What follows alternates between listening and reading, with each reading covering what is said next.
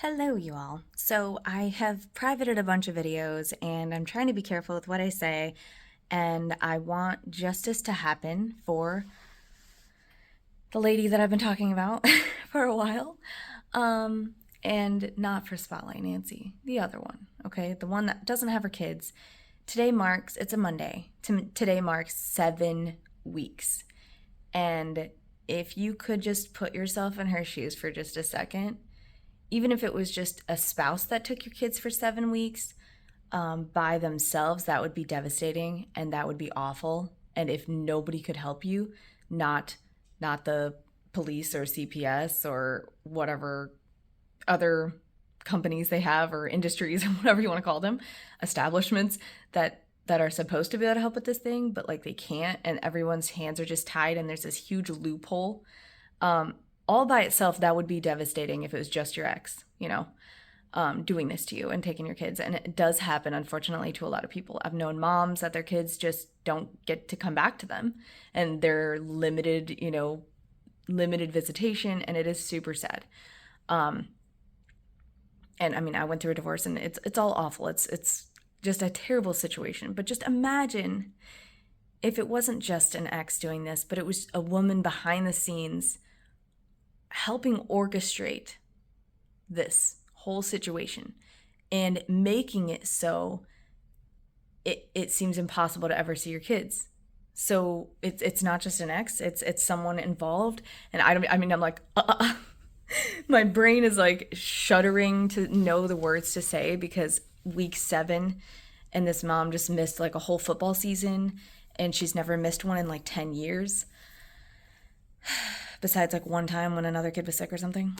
I don't know. I just had to hop on it and to let you know, like, this woman behind the scenes that's helping orchestrate all this stuff, she is not this innocent person that's doing this for the first time. And that's what is scary and shocking, is that this is not an isolated incident. And this is also why I'm trying to be brave and talk about this out loud.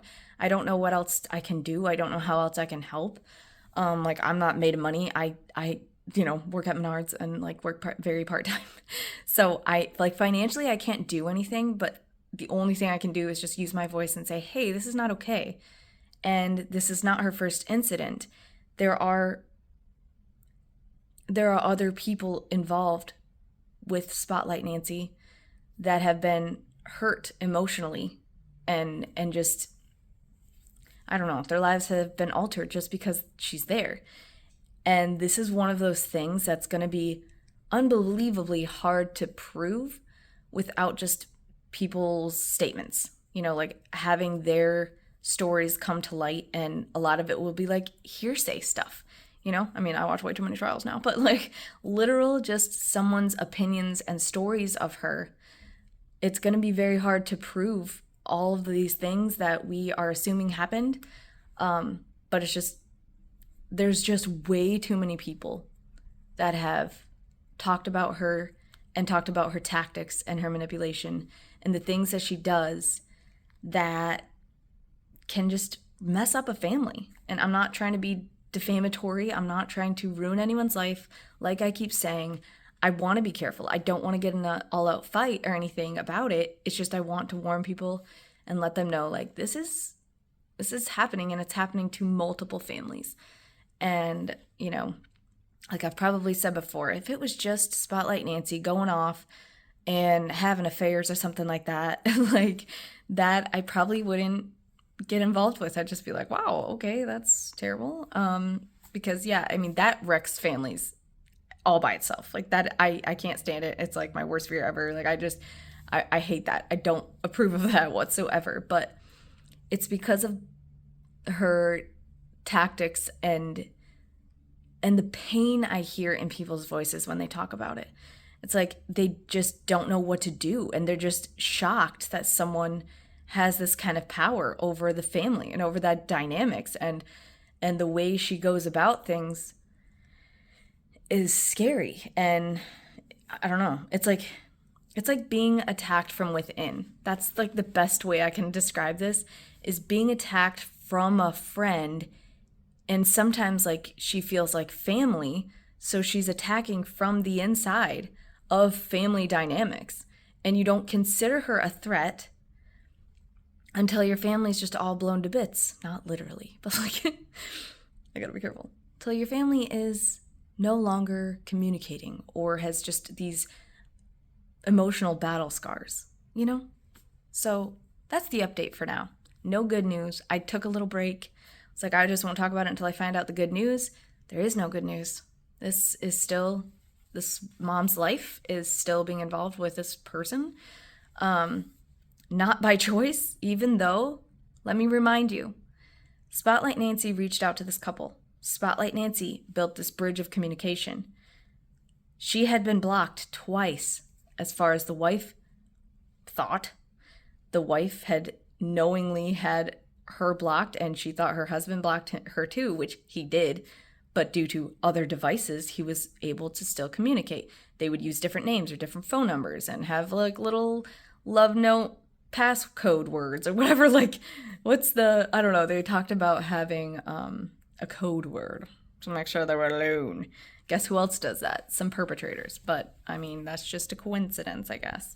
So if you have to have code words to talk to people, I mean, either you're in a really dangerous situation, which yes, it's totally possible that, you know, Spotlight Nancy's right and this husband needed to be rescued. But I just have a hard time believing that. You can believe what you want, it's, you know, whatever, America. I don't know if you're in America watching this, but anyways, I thought I would give you all an update really quickly. Even though there's nothing new, it's just the same sad story. I guess my new thought is just how unbelievable this really is and how this is not the first incident. And there are other victims out there who basically have a very similar story. It's grandparents losing their grandkids. It's moms losing their older children. So this is just the first story I've heard so far. Actually, might be possibly the second, but one of the first stories that I've heard that minors were involved in losing contact with a parent. And I mean, that's just plainly what it is. A parent is not being able to talk to them. But if they would have just gotten a divorce and gone through, you know, court to have custody, there could have been a whole different story. Most of the time, you know, judges and courts try to make it fair, like especially nowadays, like they try really hard to get both parents involved because at the end of the day, children need both parents. Yes, if there's a lot of abuse, obviously you don't want that person with the children. But a lot of times, you know, they could be supervised or, you know, keep it limited, like lunch dates and stuff like that. Like the parent could take them for an hour to go to lunch and just keep it simple and keep it to where they're not, you know, driving them nuts to where they like get smacked or something. I don't know what the circumstances is. And just bottom line, I'm never okay with abuse. I'm never okay with supporting that. I don't, you know, hope that anyone gets hurt ever.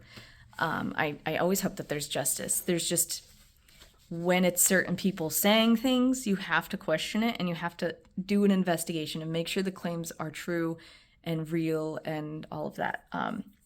That's another reason why this is it's hard and it seems impossible to talk about this without sounding like I'm contradicting myself, because I'm all for victims speaking out. Of any kind of abuse. I'm all for victims coming forward and telling their story. It's just when you have a person who has a pattern of exaggeration, a pattern of saying things that maybe aren't the full story, or, you know, things are added, then you have to like really look into it and you have to be careful about what you believe. So anyways, I don't support abuse whatsoever. I just do support, you know, investigations, and I support parents getting to, you know, get to some kind of agreement on parenting time, you know. And every divorce is messy. I mean, most of them anyways can be messy, and people can do things unfairly, and it can be really hard. So anyways, that's all for now. I wish I had good news, and I'm so sorry for this mom that's going through this, and someday that dad will have a lot of regrets, is what I'm guessing. Allegedly. I don't know. Bye.